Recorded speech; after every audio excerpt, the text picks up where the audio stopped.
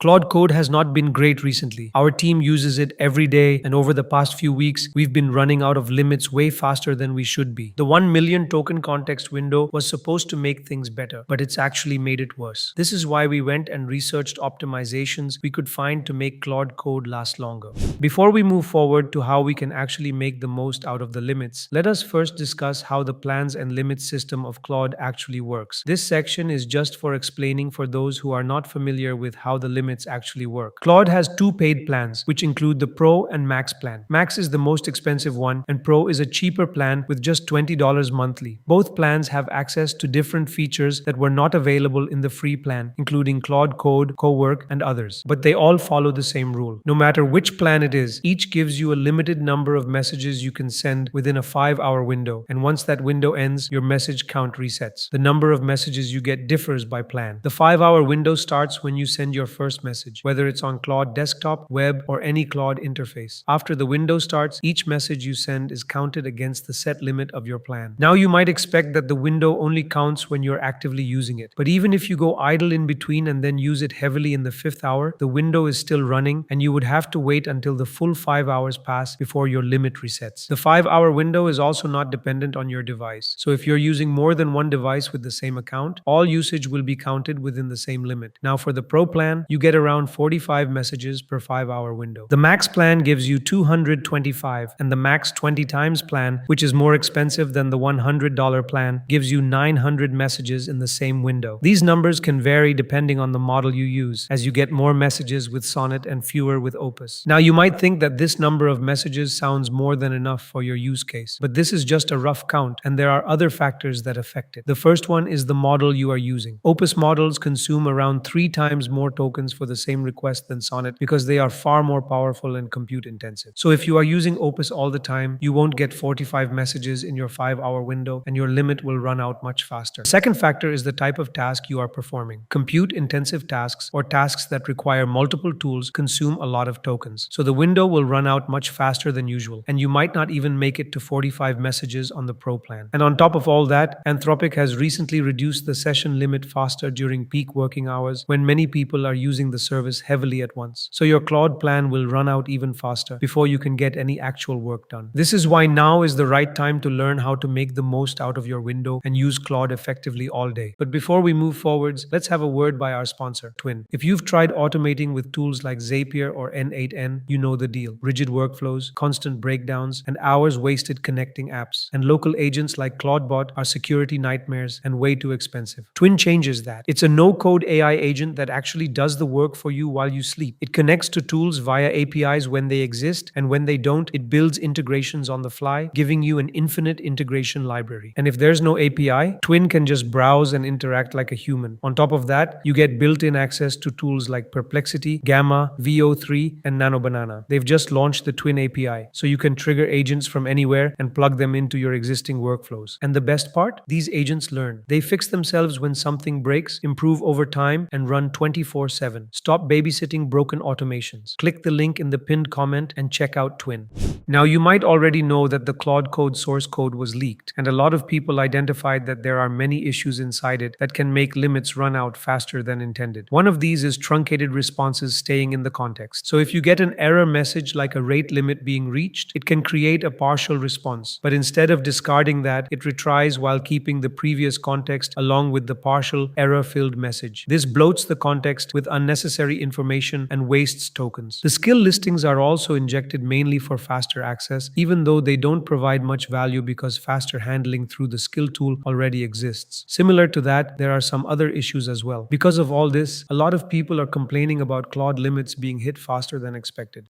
So to counteract both the official limits and these hidden token drains, you have to take certain measures to make Claude Code last longer when you're building your products. We share everything we find on building products with AI on this channel. So if you want more videos on that, subscribe and keep an eye out for future videos. We'll start with the tips you might have already heard from us if you've watched our previous videos. The first one is the clear command. Use this whenever you've completed a task and don't need the previous context anymore. For example, when you are done implementing the app and want to move to the testing phase, you don't need the earlier context. So it's better to reset it and start the next task with a fresh context window. But sometimes you do want to retain some of that context. In that case, you can run the compact command instead, it summarizes the whole interaction and frees up space with a summary in the context. The reason we want you to use these is because every time Claude sends a message, it includes the entire conversation so far, along with system prompts, your tools, and all previous conversation history. With each new message, this keeps growing, resulting in a bloated context window and higher token usage per message. Now, even with compacting, if you ask side questions in the main window, you're still bloating it with unrelated content. So you can use the by the way command to ask a quick side question. It responds in a separate session context window. This side question wouldn't go with the next message you send, leading to fewer tokens per request. Now, even though planning might sound like a token-intensive task, you need to start your projects with it. This is because if you don't spend time planning, you will have to course correct Claude later when its implementation is not aligned with what you need. Spending tokens upfront on planning saves you from wasting far more tokens on corrections down the line. Sometimes Claude doesn't follow your instructions as you want to. In those times, we often prompt it again with the correct way of implementation. But instead of reprompting, you can run the rewind command to restore the conversation and code to a previous point before the message where Claude didn't align and make the changes directly in the prompt. You can also double press the escape key to do the same thing. This removes the incorrect implementation from the context window and the wrong outputs don't get sent to the model. Now, all of these commands help you save tokens during a session, but the bigger impact comes from how your project is structured in the first place. You might have already structured your projects using different frameworks like BMAD, SpecKit, or more, but the majority of these frameworks are actually token intensive, so if you use them in your own app, expect your token limit to be reached faster. While these frameworks might sustain on max plans, they definitely won't on Pro. Now, even if you're not using frameworks, you might have set up your own. For creating claude.md file, you must have used the init command, which goes through your codebase and creates a claude.md file for you. It does create one, but it contains a lot of issues. This file is supposed to provide guidance to the AI agent, but it lists certain things that the AI already knows on its own. For example, the commands it shows are ones used to run every dev server, and Claude already knows how to do that. Unless you have a different running flag for running the server, there's no need to add those in. Same with the architecture. Claude can read file names and deduce what each file is about based on the name because it understands file systems and uses it for navigating around. So there's no real need for these kinds of instructions unless there are specific cases where additional guidance is required. If you're going to write your own claude.md, it should ideally be less than 300 lines. The shorter the file, the better it will perform, and the more focused Claude will be on what actually matters. It should act as a guiding file, not a detailed manual explaining how to do everything. Whatever you include should be generically applicable across the project, not specific details of each part all packed into one file. Include what Claude shouldn't do, any of your development practices and other similar instructions which Claude doesn't know by default only in the claude.md. You need to configure this file properly because this file gets loaded into the context once every session and stays there. So unnecessary information in the context window means you're wasting tokens with each turn which aren't even needed upfront. For specific aspects of the project like database schema or other areas where different rules are required, split them into separate documents and link them in the claude.md file. This allows Claude to progressively pull in only the docs it actually needs. We also mentioned this in our previous video. Creating project rules that are specific to certain paths helps Claude stay focused. This way, Claude only has relevant information in context and avoids unnecessary token usage. So you should also separate rules files for area-specific logic so that Claude can load only what's required. You also need to make use of skills for repetitive workflows and add scripts and references so it can perform tasks more accurately. Skills help by progressive loading only the required part, and this makes Claude stay focused on the relevant aspect of the task. Bundling with scripts help by not wasting tokens on the deterministic tasks which can be handled programmatically. The reason for separating files is simple. If Claude is working on one part, it doesn't need information about unrelated areas. But if everything is placed in the same claude.md file, all of it will be loaded every time, leading to unnecessary token usage. You can also use the append system prompt flag to add specific instructions directly to the system prompt. The session starts with those instructions instead of putting everything into the claude.md file. These instructions are temporary and will be removed once the session ends. Now, this might sound like it's adding to the context, but it's actually more efficient than putting a one-time instruction in claude.md. If you add it there, Claude keeps it in the context permanently, wasting tokens unnecessarily. With appending, you provide the instructions exactly when you need them. Also, if you are enjoying our content, consider pressing the hype button because it helps us create more content like this and reach out to more people. You also need to set the effort level of the model you're using. If you're not working on a task that requires much thinking, set it to low since the low setting saves tokens. By default, it's set to effort auto, which means the model decides decides how much effort to use, but you can manually change it. If your task isn't very complex, there's no need to use a high effort setting. Now, as we mentioned earlier, Opus is the most token consuming model. So if you're working on straightforward tasks, switch to Haiku. If your task requires a reasonable level of thinking, use Sonnet. It might not be as powerful as Opus, but it is still efficient and saves more tokens. If you've configured multiple MCPs for a project and don't need a particular one, just disable it so it doesn't waste tokens by injecting unnecessary information into the context window. Another important step is creating hooks that filter out content that shouldn't belong in Claude's context window. For example, I've configured test cases for my project. When we run them, they report both passed and failed tests, and all of that gets loaded into the context. But Claude's main concern is the failed tests, since those are what need fixing. So you can create a hook that uses a script to prevent the past test cases from entering the context window, and only the failed ones get included. This saves a significant amount of tokens compared to injecting all test reports. You can configure hooks for many other tasks the same way to optimize token usage. Now, aside from all of that, there are certain configurations you need to make in your .claude folder to improve performance. The first one is setting disable prompt caching to false. This makes Claude cache your most commonly used prefixes, which reduces token usage. Anthropic doesn't charge you for parts that are sent repeatedly, you only pay for the new content. You can also disable auto memory to prevent it from adding content to your context and increasing token usage. Auto memory is a background process that analyzes your conversations and consolidates useful information into memory files for your specific project. Disabling it means it won't track your habits, but it will save tokens by not running in the background. There's another flag called disable background task, which stops background processes from consuming tokens continuously. These include dream, memory refactoring and cleaning, and background indexing. Turning this off helps save tokens, because even if you're not actively chatting, these processes would still be working on your conversation. You should also disable thinking when it's not needed, because thinking consumes a lot of context and wastes tokens extensively on tasks that don't even need it. Now, this is different from the effort setting we discussed earlier. The effort setting controls how much reasoning Claude does within a response, so lower effort means less thinking, but it still thinks. Disabling thinking completely turns off the internal reasoning step, and Claude just generates the response directly. So if your task doesn't need deep reasoning, disable thinking entirely. If it needs some reasoning but not a lot, lower the effort level instead. Finally, configure max output tokens to a set number. There's no default, but limiting this controls how much the model generates. Set it lower if you want to save tokens aggressively, or increase it if your task requires longer outputs. Now, the claude.md template and other resources are available in AI Labs Pro for this video and for all our previous videos, from where you can download and use it for your own projects. If you found value in what we do and want to support the channel, this is the best way to do it. The link's in the description. That brings us to the end of this video. If you'd like to support the channel and help us keep making videos like this, you can do so by using the super thanks button below. As always, thank you for watching, and I'll see you in the next one.